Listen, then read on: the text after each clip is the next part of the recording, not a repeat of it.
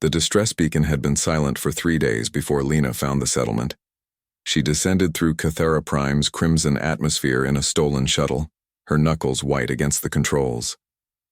The colony below should have been thriving, 200 souls carving civilization from alien soil.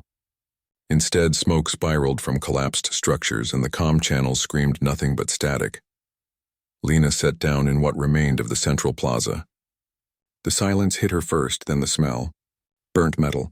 Scorched earth. Something else underneath, something organic and wrong. She was human. Alone. And very far from home. The Kethir pack found her within the hour.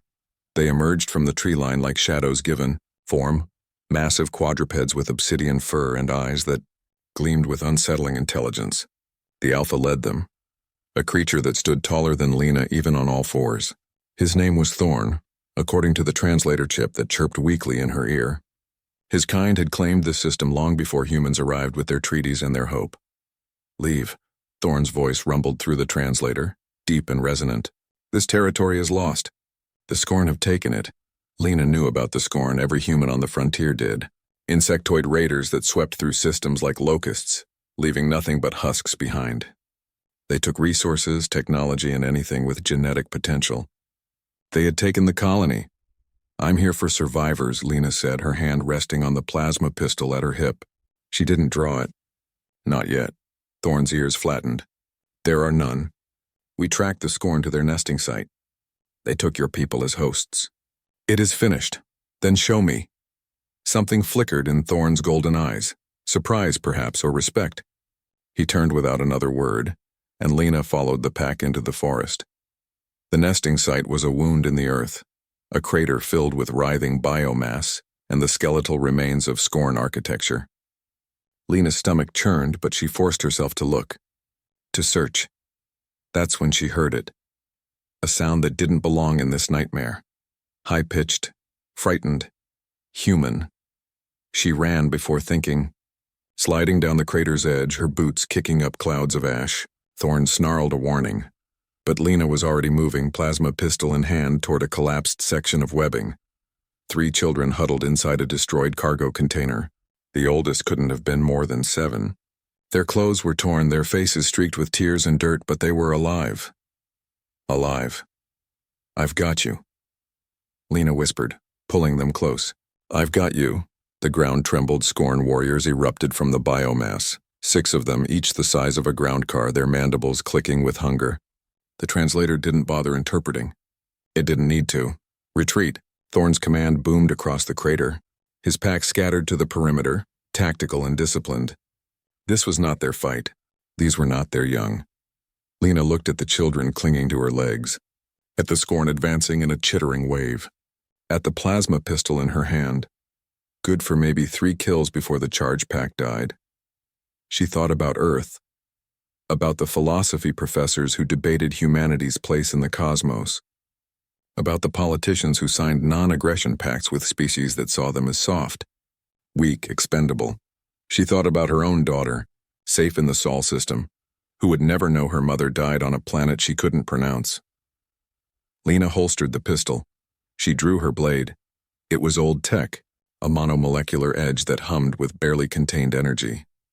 A relic from the border wars, when humans learned that sometimes survival meant getting close enough to see your enemy bleed. Get behind me, she told the children. Her voice didn't shake. Thorn's translator crackled with disbelief. Human, you cannot— Watch me! The first Scorn lunged. Lena moved like water, like violence, like every desperate ancestor who ever stood between teeth and the ones they loved. The blade sang. Chitin cracked. The Scorn shrieked and collapsed, ichor spraying across the ash. The second came faster. Lena took a claw across her shoulder, felt her armor split and skin tear. But her blade found the joint between thorax and abdomen. She twisted. The creature folded. 3 more remained. Lena's vision blurred with pain and adrenaline. Blood ran hot down her arm. The children screamed behind her. The Scorn circled, learning, adapting, realizing this prey was not prey at all. Then Thorn was there. The Alpha crashed into the nearest Scorn with the force of a meteor, his jaws closing around its neck. The pack followed, shadows with teeth flowing around Lena in a protective crescent. Together, human and Kether, they carved through the remaining scorn with savage efficiency. When it was over, Lena collapsed to her knees. The children rushed to her, their small hands clutching at her armor. She held them and tried not to let them see how much she was shaking. Thorn approached slowly, his fur matted with alien blood. His eyes met Lena's, and for a long moment neither species spoke. "You should have retreated," he said finally. Lena smiled through the pain. "I'm human." "We don't know how." Thorn's ears twitched, the Kether equivalent of a laugh. "So we have learned." He lowered his massive head, a gesture of acknowledgement among his kind. "Your pack instinct is formidable. We protect our young," Lena said simply. "All of them. Even when the odds say we can't." The Alpha nodded slowly. "Perhaps that is why you spread so far so fast. The galaxy expects logic.